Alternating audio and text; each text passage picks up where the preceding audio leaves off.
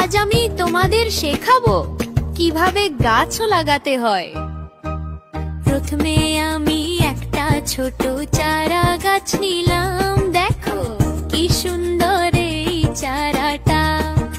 এবার আমি একটা খালি টব নিয়ে মাটি তুলছি, ধীরে ধীরে মাটি ভরে ফেললাম টবের ভেতর।